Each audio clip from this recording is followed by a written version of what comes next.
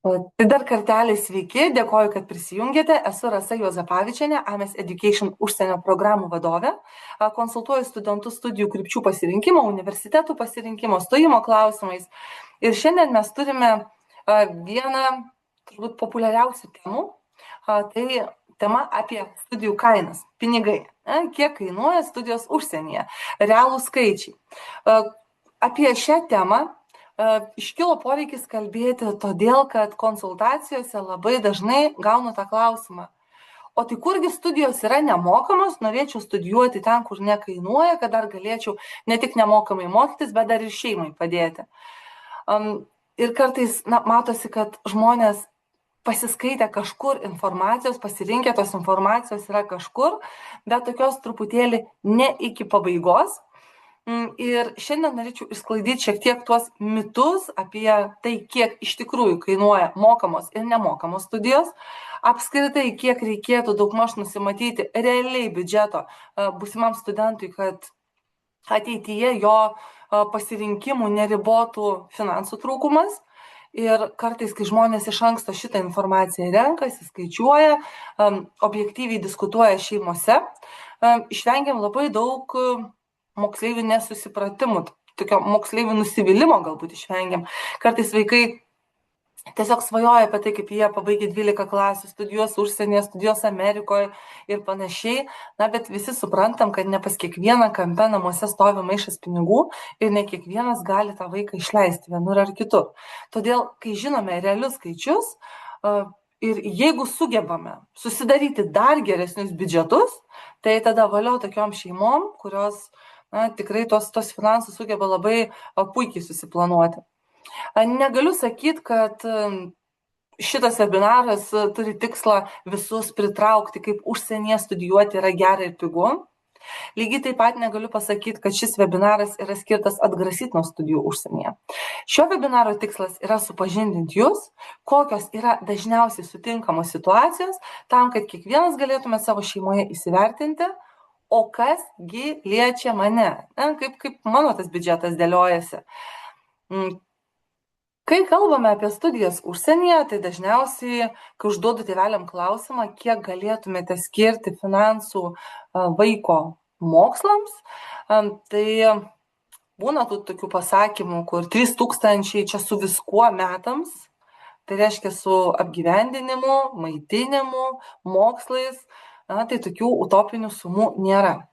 Realiai pamatysit pagal šalis, pagal konkrečius pavyzdžius, kaip atrodo tie pateikimai, kad ateityje, kai galbūt ateis laikas, jeigu čia prisijungia daugiau tėveliai, tai kalbėti su savo vaikais, arba jeigu prisijungia moksleiviai, kalbėti su savo tėveliais ir pristatyti tuos studijų biudžetus, jūs galėtumėte operuoti tokia tikrai labai realia informacija, o ne fainais skaičiais. Kaip turbūt dažnai susidurėt su tokiais parduotuvių rinkodariniais triukais, kai tu ateini į parduotuvę ir čia nuolaidos nuo 70%, ne, viskas nuo kelių ten eurų. Ir finale tu pradedi ieškoti, ir nieko nėra su tuo 70 arba kainos yra padvigubintos ir panašiai. Tai kartais universitetai irgi panaudoja tuos tokius rinkodaros triukus, kur išreklamuoja kažkokias nemokamas studijas, nors jų galbūt neturi arba turi kokias 3 tik tai sraute patiem geriausiam atrinktiem. Ir vaikus tokiu atveju užnorina, dezinformuoja, o jie tada savo ruožtu eina ir zyzia tėvams, kad jie labai labai nori. Tai tikrai siūlyčiau pasižiūrėti šitą webinarą kartu su atžalom, kad vaikai, kurie dabar jau yra 9, 10, 11 klasiai, galbūt abiturientai netgi, tikrai jau turėtų labai aišku suvokimą, iš kur tie pinigai ateina ir kiek tų pinigų reikia. Kad nesvajotų tik apie šaunias studijas Niujorke, bet suprastų, kiek tai gali atsieiti jų šeimai. Kai mes kalbame apie studijas, tai įprastai turėtumėm įsivertinti ne tik tai studijų kainą, tai yra patį mokslą.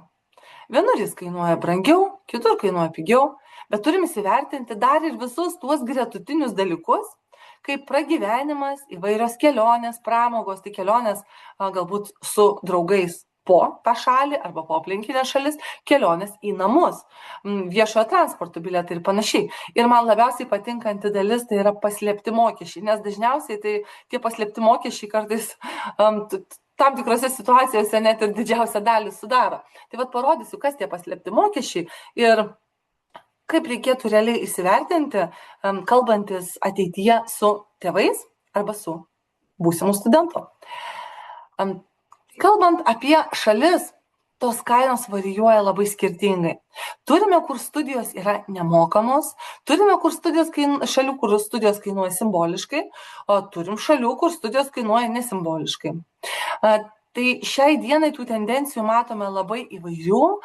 Tikrai lietuviai, galėčiau taip pasakyti, tikrai taupo, tikrai skaičiuoja, ypatingai kai neliko dabar tų paskolų stojant į Jungtinę karalystę, jeigu neturi to vadinamojo laikino rezidento pre-settlement statuso. Tai jau tada ten tie skaičiai irgi labai stipriai koreliuojasi, žmonės nebesirenka to, ko negali įpirkti. Tai dabar populiariausios kryptis vis tik tai aišku, išlieka vis dar tos anglakalbės šalis, bet sparčiai vejasi Vokietija ir Austrija, kur studijų kainos yra iki 800 eurų už 1 mokslo metus, Šveicarija, kuri atrodo visiems labai labai brangi, bet finale tai taip brangus yra pragyvenimas, studijos daug ką nustebina, nes kainuoja apie 2000–3000 frankų už 1 mokslo metus. Prancūzijoje kai kurie universitetai netgi atsižvelgia į šeimos finansinės aplinkybės, tai yra tėvelių metinės pajamas ir pagal tai paskaičiuoja studijų kainas, tai vat vienas moksleivis, tarkim, Sciences Po moka 10 000 už metus, kitas moka vos kelis šimtus. Italijos universitetai irgi džiugina visai gerom kainom, įprastai nuo 2 iki daugmaž 7 000 eurų už 1 mokslo metus. Nyderlandai yra rinkos lyderiai, turi labai daug gerų universitetų, 13 tyriamojo mokslo universitetų, daugybę studijų programų anglų kalba ir tikrai patrauklias kainas, kur kainos yra 2700 už 1 mokslo metus. Skandinavijos regionas, Suomija, Švedija, Danija, mokslas yra nemokamas, pats mokslas, pačios studijos. Lenkija irgi galima sakyti, kad tokia labiau aplink Nyderlandų kainas besisukanti bazė yra, tai yra apie 2000–3000 tose ribose, kai kurie universitetai kainuoja pigiau. Na ir kiek brangesnės šalis, kas jau nebe ES ribos, tai yra Azijos šalis ir Australija. Bet šitos kryptis yra populiariausios ir kai mes pradedam rinkti informaciją, kai vaikas ateina galbūt į savo pirmąją konsultaciją kartu su tėveliais, o galbūt renkasi namuose tą informaciją savarankiškai, tai tikrai labai svarbu įvertinti tam tikrus niuansus. Kad tai, kokius duomenys mes randame internete, tai yra kokius skaičius mes matome internete, tie duomenys, kaip sakau, kaip prekybos centrų kainos. Nuolaidos nuo 70%, nuolaidos iki 70%. Ir mokslas yra nemokamas, galimos stipendijos iki 90%. Ateini ir tada tu pradedi žiūrėti, ar tu atitinki ar netitinki kriterijus. Tai nereikėtų iškart taip užsinorinti, paskaičiau pirmą sakinį ir aš gyvenu tą mintim. Kaip sakau, geriau pamiegoti 1–2 naktis su tą mintim, parinkti daugiau tos informacijos, bet nepulti tėvelių terrorizuoti apie tai, kad čianais mokslas yra labai labai pigus, aš dar gausiu stipendiją, aš dar žinok dirbsiu ir tau iš vis nieko nekainuos tai, kad aš ten mokysiuos. Tai čia labai dažnas scenarius yra toks, kai vaikas tikrai labai nori. Čia iš serijos, kai vaikas labai nori šuniuko, tiesa, ir jis viską gali pažadėti, o galiausiai tėvai turi labai šaunų rankinuką nešiotis pažastį, nes vaikui dažnai ir nerūpi toliau. Tai su studijom lygiai tas pats, kad neužsinorėkite per greitai, neatlikę rinkos analizės, neišsinagrinėję galimybių, lygiai taip pat neatmeskite, nes kartais irgi būna, ten sakom, oi šito kaina man yra per aukšta, pradedam žiūrėtis, kad galima stipendija netgi 80%, kas kainą nubraukia labai ženkliai. Todėl, kaip sakau, tie skuboti sprendimai, jie yra blogi ir reikėtų juos paanalizuoti detaliau. Taipogi pastebiu tą tokį dalyką, jog patys sunkiausi studijų metai, kaip ten bebūtų, emociškai, finansiškai, vis tik tai yra patys pirmieji. Vaikas adaptuojasi, vaikui yra sunku, pasikeičia aplinka, nebėra kambario, nebėra šalia tėvų, nebėra šalia draugų. Tai natūralu, kad patiriama tokia emocinė krizė. O dargi ir viskas kainuoja ir tokių nenumatytų išlaidų yra tikrai labai daug. Ir kartais, kai mes kalbame apie studijų, pavyzdžiui, 1 mėnesio išlaidas, kiek tam studentui gali ten išeiti, tai aš visada pabrėžiu, turėk minty, 1 mėnuo jis yra išvis skausmingas.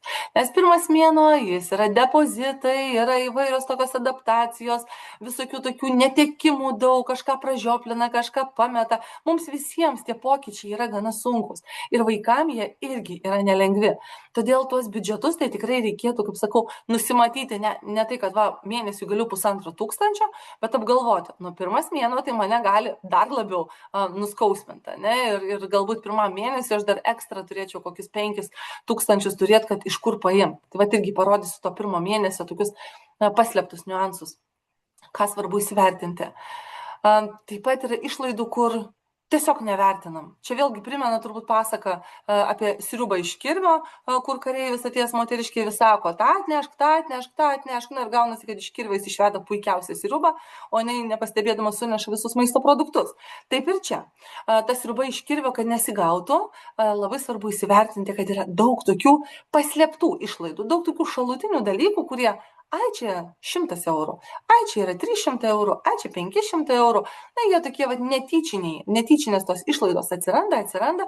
Na ir finale, kai pasižiūri, tai tos tokios smulkmenėlės tampa ganėtinai reikšmingų finansinių nuostolių jaunam žmogui. Na ir tikiu, kad mūsų webinaro eigoj jūs patys pasidarysite išvadas, kuri šalis yra finansiškai palankiausia jums. Neturiu tikslo tikrai pasakyti, kad Amerika brangu, kad Jungtinė karalystė brangu, kad Lietuva yra pigu. Kiekvienas darosi savo išvadas, turi savo argumentus, kodėl renkasi vieną ar kitą šalį. Brangu yra brangu, pigu yra pigu, bet vėlgi vertinam, ko ta šeima nori, kokį lūkestį kelia būsimoms vaiko studijoms, kokio atsiperkamumo tikisi, kiek vaikas pasiruošęs investuoti į tuos mokslus. Tai šiuo atveju kalbu net ne apie pinigus, kalbu apie tai, kiek jis pasiruošęs socializuotis, kiek jis pasiruošęs dalyvauti, nes tu gali nuvažiuoti patį geriausią universitetą, kur yra labai aktyvus socialinis tinklas, kur studentai daug bendrauja, daug yra studentų veiklos klubų, kur yra tikrai labai perspektyvu ir didžioji dalis studentų susikuria sėkmingas karjeros vietas, bet jeigu atvažiuoja žmogus, kuris tikisi, kad jam kažkas klos raudoną kilimą, kad jį kažkas kažkur kvies, kad jį kažkas skatins eiti ir dalyvauti, tai taip nebus. Ir tokiu atveju, tam žmogui, taip lieka nepasiteisinusios visai tos studijos ir galima sakyti, ir studentas tampa antireklama universitetui, ir universitetas nepatenkina šeimos keltų lūkesčių vien todėl, kad vaikas neima gyvenimo pilnom saujom.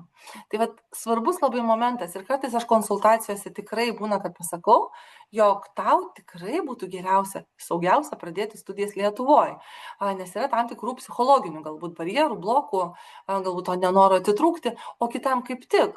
Visas pasirengimas yra, visa bazė, visos finansinės galimybės. Ir jeigu tas žmogus yra pasiruošęs, kodėlgi ne? Atlieka išsame analizę, pasidaro visas skaičiuoklės, įvertina visus tokius niuansus ir tikrai gali savo ramiai ruoštis būsimom studijom. Mes visaip sakoma, nematuok nenušauto liūto kailio, nesumedžioto lokio kailio ir taip toliau. Britai vis tik tai rekomenduoja neskaičiuoti viščiukų, kol jie neišsirita, bet esmė yra tokia, kad yra tam tikri studijų mitai, kur aš siūlyčiau nesivadovauti, ten yra brangu, ten nėra apgyvendinimo, Nyderlandai. Į Nyderlandus nestosiu, nes ten nėra kur gyventi. Ten yra sunkiau surasti, kur gyventi. Negaliu sakyti, kad nėra kur gyventi. Yra žmonių, kurie galbūt atsisako studijų programų ir priima sprendimą likti Lietuvoje, nes, iš tikrųjų, pavyzdžiui, ateina Liepos mėnuo, o jis vis dar neturi susiradęs būsto. Tai tada yra arba tokie, kaip sakykime, rizika, kad tu važiuoji, gyveni hosteliuose ir per pirmas kelias savaitės tu susirandi kambarį vietoje. Arba galbūt tau visai nereikia tos rizikos, nes tas rizikos lengstis nėra toks aukštas ir nereikia to bereikalingo streso, lieki sau ramiai Lietuvoje ir išvažiuosi į mainus. Tai visokių tų dalykų yra, bet prieš vadovaujantis kažkokiais studijų mitais, aš rekomenduočiau tuos mitus pabandyti ir patikrinti, pasiskaičiuoti, įsivertinti visus už ir prieš.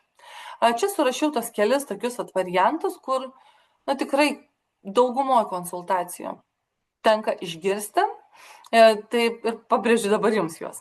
Kai kurie žmonės sako, studijos nemokamos, reiškia, studijos nieko nekainuos, aš dar iš to uždirbsiu, galbūt aš stipendiją kažkokią gausiu, gal dar ten kokią paskolą susiveiksiu. Tai turi minty, paskola yra paskola, ją paskolina, ją reikia gražinti.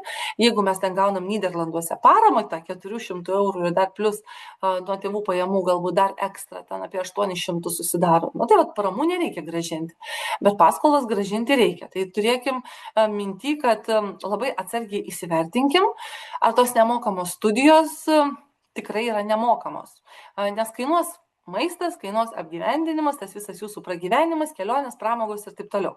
Ir finale per metus tas visas nemokamas mokslas, jis vis tiek stoja ant kokių 12-30 tūkstančių. Tai jau čia kaip kartais juokauju 12, jeigu gyvensit padoriai, 30, jeigu gyvensit nepadoriai.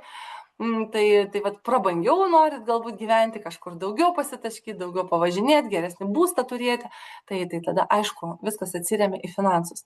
Jeigu renkatės tokį biudžetinį sprendimą, tai tikrai galima, žinokit, ir 1000 visai tilpti, bet čia jau sėkmės atvejis ir, kaip sakau, tokio ilgo planavimo ir ilgo susidėliojimo, išankstinio ieškojimo ir papildomų visokių tokių išlaidų, kaip šeimos kelionės, ieškant būsto ir taip toliau. Nes vaikai dar būna, kad pasako, man reikės, kad padėtum tik kokiam pirmam semestre, toliau aš pats. Aš pats išsikapstysiu, taigi aš dirbsiu. Galbūt, džiaukimės, jeigu tai pavyks. Jeigu tėveliai yra galbūt savo verslo šeimininkai, jeigu yra galimybė vaiką įdarbinti kažkur tai nuotoliu čia iš Lietuvos, tai jūs, aišku, šitą dalyką galite jau prognozuoti, planuoti ir būti užtikrinti. Bet jeigu mes kalbame apie įsidarbinimą toj realioj vietoj, kur vaikas mokysis, tai mąstykime irgi realiai, nekvailiukai ten gyvena. Ir tai, kad mes atvažiuojame į pirmą kursą labai ambicingi, labai protingi, pasiruošę nuo rugsėjo užkariauti Nyderlandų Olimpą, tai nepamirškim, kad tam Olimpe jau yra ir antrakursiai, ir trečiakursiai, ir magistrantai, ir darbo rinka visa, ir jie jau tas darbo vietas yra užsitikrinę truputį iš anksčiau. Tai puiku, jeigu pavyksta. Bet nelaikykim to už auksinę taisyklę, kad man privalo patikti, man privalo pavykti tie darbai, kuriuos aš rasiu ir aš tikrai dirbsiu ir ten mažiausiai 1200 per mėnesį uždirbsiu ir panašiai. Kaip susiduriu su tuo tokiu mąstymu, kad dirbsiu nuo studijų pradžios, tai tikrai, žinokit, yra kas dirba, nesakau, kad nedirba, bet tai nėra absoliuti dauguma. Didesnė dauguma pradeda darbus nuo antro semestro, tai pirmasis toks susipažįstu su universitetu, apšylu kojas, truputėlį dėstytojus perprantu, kurį paskaitas reikia eiti, kur galiu neiti galbūt, kur sunkesnės tos sąlygos išlaikymo, kur yra lengvesnės ir tada jau galiu planuoti savo darbą. Vidutiniškai studentai uždirba Nyderlanduose apie 600-800. Čia tokios dažniausios algos, dažniausiai atlyginimai, kiek tenka girdėti. Yra studentų, kurie uždirba apie 1200-1500. Čia jau retesnis atvejis. Todėl pilno savęs išsilaikymo tikrai galima tikėtis, bet aš labiau sakyčiau, gal antraisiais studijų metais, jeigu gyvenat labai padoriai, tai yra taip prisižiūrint tos finansus, tai tokiu atveju tos tikimybės yra didesnės. Jeigu vis tik tai norisi pagyventi truputį lengvesnę koją, pastudijuoti, daugiau pastudentauti ir mažiau iš karto ten į tą darbo rinką žvalgytis, tai tikrai nusiteikit, kad 2,5 tūkstančio taip vidutiniškai uždirbti patiems savarankiškai per mėnesį, bus labai sunku. Aišku, dabar studentai yra gudrus, ypatingai domisi finansais, investuoja ir taip toliau. Tai būna pasisako, kad mano mėnesio pajamos yra 12 tūkstančių, 15 tūkstančių. Tenka ir tokių girdėti, bet vėlgi tai yra visiškai vienetai. Todėl nežiūrėkim į tai kaip į faktą, žiūrėkim į tai kaip į galbūt galimybę, siekiamybę, kad kažkas tai turi ir turim kur stengtis, bet faktas yra tas, kad ir kaip nesinori piešti juodų scenarijų, aš vis tik tai pirmam semestrui, o dar geriau pirmiem metam, rekomenduoju piešti juodžiausią scenarijų.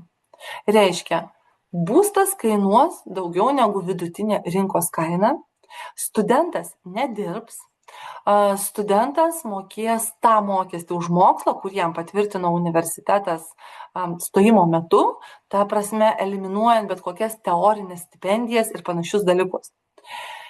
Jeigu teisingai viską įsivertinsit, pamatysit, kad neatrodo viskas taip labai skausmingai ir studentai apsidraudžia. Jeigu viskas pavyksta truputį geriau negu tas juodasis scenarijus, valio, jūs laimėjot. Būna irgi tokių momentų, kai studentai sako, čia studijuosiu Amerikoje, stipendijos 80%, viskas tvarkoja. Stipendijos yra iki 80%, tai gali būti 20%, gali būti 30%, gali nebūti stipendijos.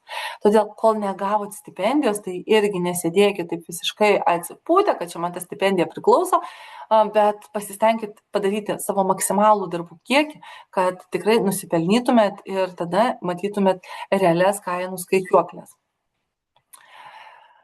Studentų išlaidas sudaro labai daug dalykų.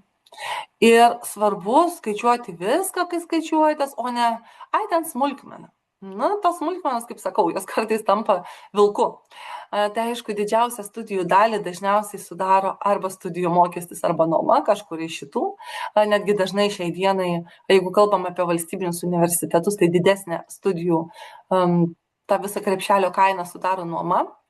Maistas, transportas, telefonas, draudimas, kelionės, tai yra į namus, kaip sakau, arba po šalis, po užsienį, laisvalaikis, noras vis tiek nueiti į koncertus jaunam žmogui neturėtų būti svetimas, mokymosi priemonės, vadovėliai, ko mes labai dažnai neįvertinam, o ten žiūrėk, reikia tokį nusipirkti, kažkokius onlininius kursus išsipirkti ir štai 2000 eurų. Tai irgi reikia įsivertinti, galbūt mokymosi priemonės reikalaus kažkokių specifinių dalykų, tai aišku, ar vaikas mokysis galbūt Vilniuje, ar mokysis kažkur užsienyje, tai tėvai labai dažnai prieš studijas naujų kompiuterių pasirūpina ir naujų telefonų, tai va šitos dalykus visus turit irgi įsivertinti, kiek tas jūsų biudžetas jums leidžia. Ir tos tokios paslėptos išlaidos. Tai paslėptos išlaidos yra ir tarptautiniai egzaminai, pavyzdžiui, galbūt jūs šiaip nelaikytumėt IELTS arba TOEFL arba SAT, bet štai iškilo poreikis ir vaikas nori studijuoti užsienyje ir štai reikia egzamino už 250 eurų. Galbūt norit pasiruošti gerai tam egzaminui, dar kokie 600 eurų. Jeigu reikalingas mokytojas tam individualiam arba grupiniam darbui.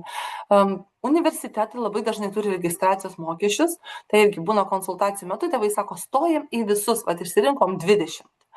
Ir aš pradedu vardinti, čia registracijos mokestis 200 eurų, čia 100, čia 150, čia 30, čia 70 ir taip toliau, priklausomai nuo universitetų, kiekvienas turi tos registracijos mokesčius. Tai sakau, galbūt neverta visur, stokim į kokius 3 jūsų labai norimus, tos tokius norimiausius prioriteto tvarka ir nemokėkim dabar dar kol kas pinigų absoliučiai visiems, nes jeigu kažkuris iš norimiausių duos neigiamą atsakymą, tai tada jau ir pateiksit į kokį ten savo 4 prioritetą. Tai irgi neverta taip labai taškytis pinigais, nes dažniausiai tai tas registracijos mokestis universitete yra 100 eurų, toks viduriukas paėmus. Kai kurios mokyklos jau dabar tikrai išduoda dokumentus lietuvių anglų kalbomis, nebėra tokių didelių problemų, bet vis dar ne visos. Vis dar dokumentų vertimai kai kuriems moksleiviams yra reikalingi. Džiugu, kad atestatai yra dvikalbiai, tai jeigu būna, kad reikia versti tarpinius dokumentus, tai 9, 10, 11 klasės metinius išrašus, tai atestato versti nereikia, pas notarą tvirtinti nereikia, tai čia truputį susitaupo, bet dokumentų vertimai, irgi kartais toks papildomas galvos skausmas. Jeigu važiuoti šalį, kur yra vizos režimas, Australija, Amerika, Jungtinė karalystė, tai vėl papildomos išlaidos. Ir kartais ten sako, viza į Angliją kainuoja ten apie 400 svarų. Taip, viza į Angliją apie 400, bet tai kad draudimas kainuoja dar 5 kart daugiau.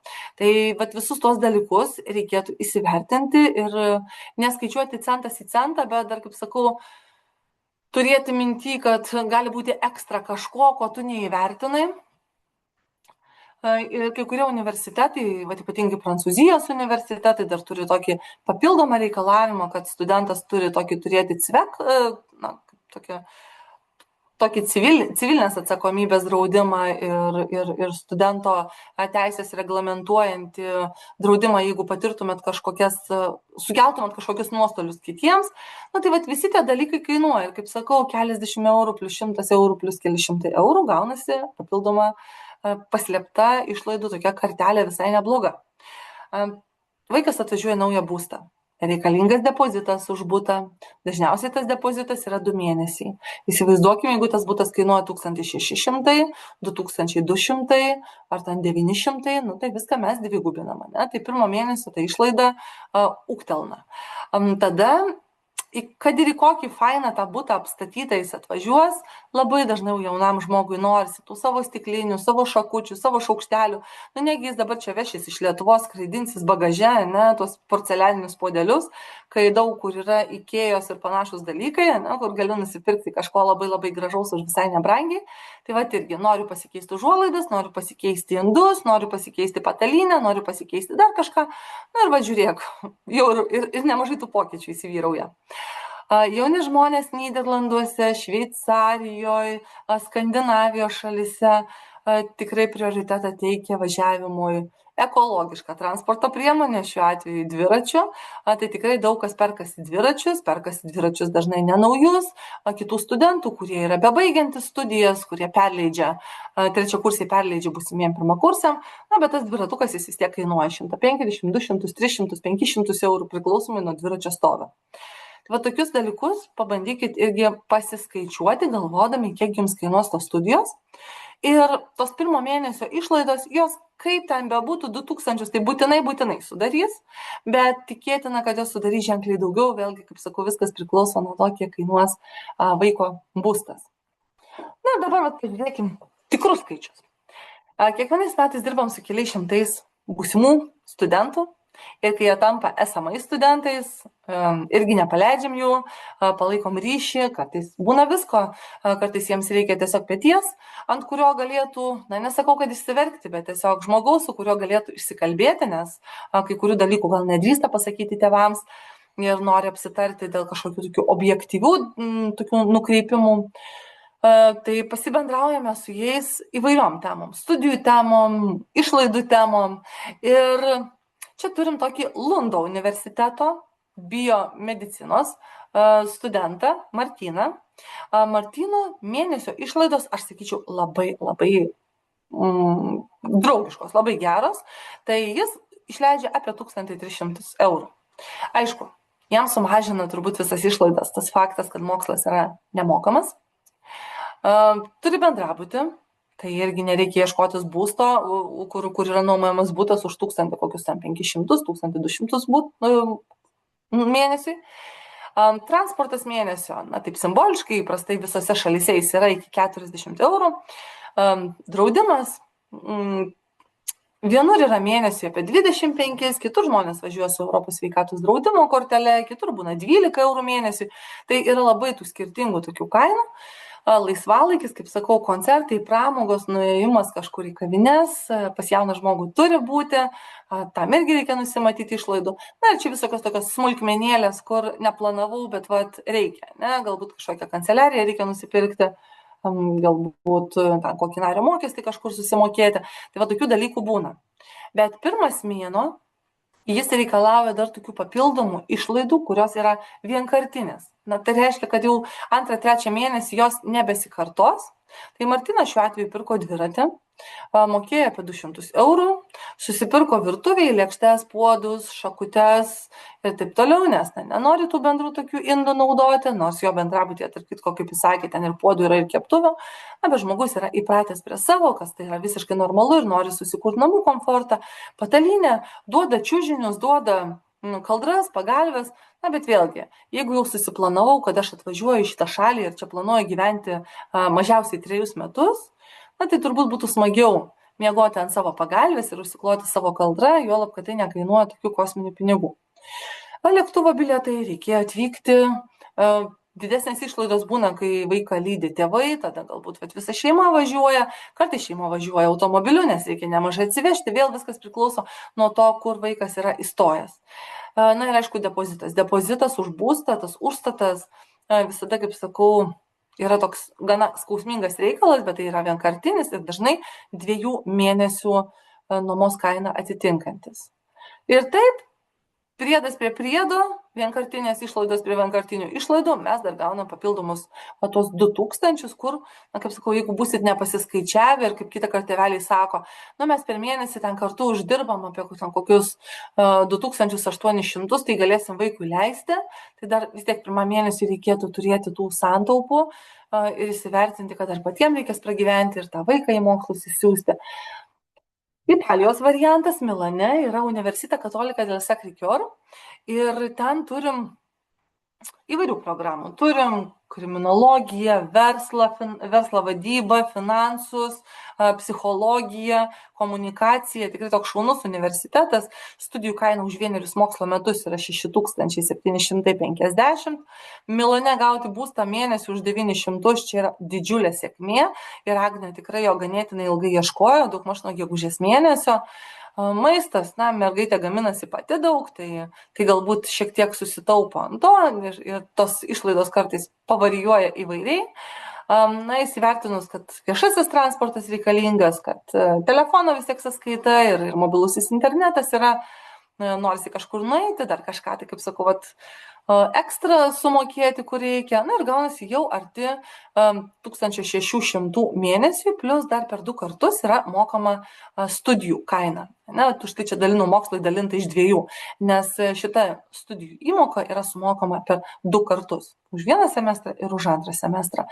Tai irgi tų tokių išlaidų yra ir reikėtų nusimatyti, kuriame gyvenimo etape tos išlaidos gali ištikti šeimą, kad nebūtų taip, jog turiu lygiai mėnesiui, daugmaž negali viršyti biudžeto 2000, ir tada gaunasi tas skausmingesnis mėnuo. Bet įprastai aš susiduriu su tuo konsultacijose, kad yra kažkoks kaupimas, galbūt studento studijų fondas tėvelių toks daromas ar kažkas, kurie sako, pačiai pradžiai turėsim, paskui jau iš algos remsim ir paskui galbūt vaikas pradės dirbti.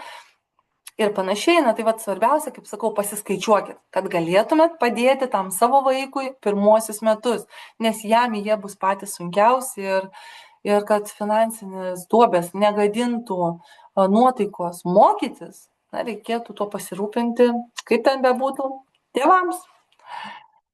Kai kalbam apie studijų kainas, tai man kartais sako, toks jausmas, kad čia labai išpeiki užsienio kainas ir nori pasakyti, kad jau Lietuvoje, tai, ta prasme, viskas čia pigu, viskas dykai ir tik užsienį mokytis brangu.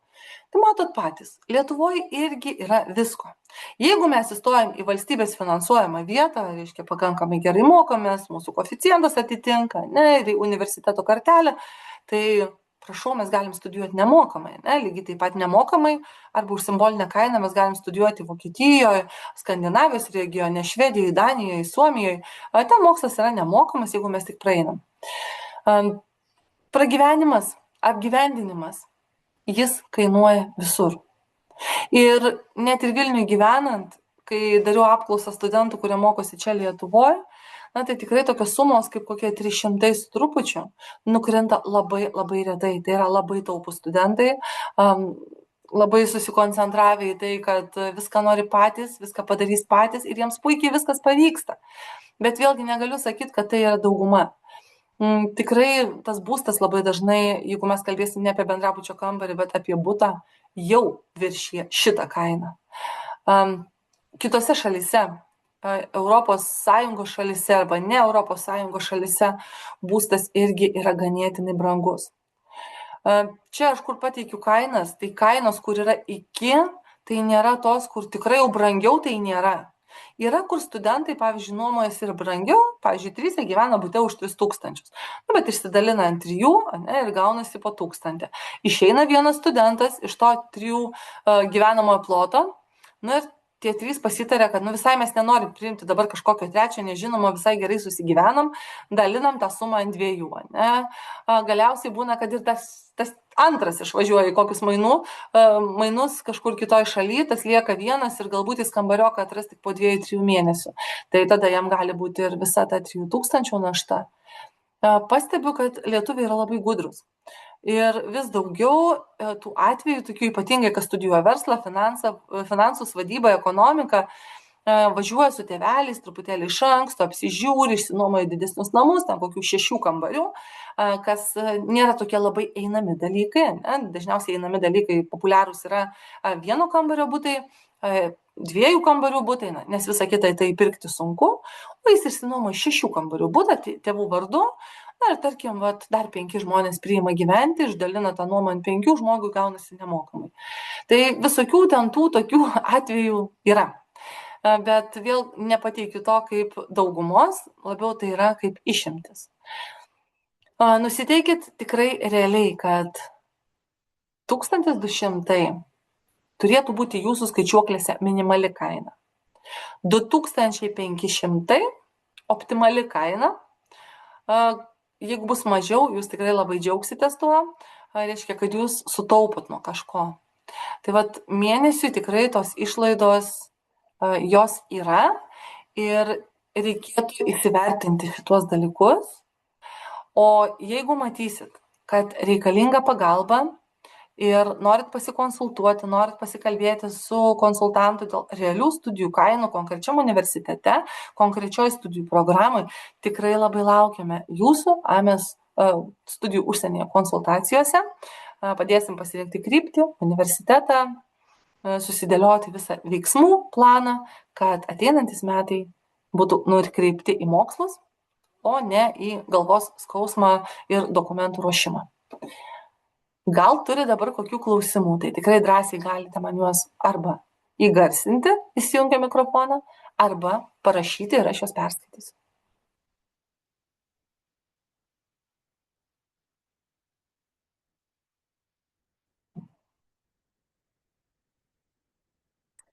Kol kas klausimų nematau. Tuomet dėkoju Jums už susitikimą, stabdau įrašą ir jeigu turėsit klausimų, visada kreipkitės, mielai patarsim ir nukreipsim ten, kur Jums būtų mokytis geriausia. Ačiū Jums, gero vakaro.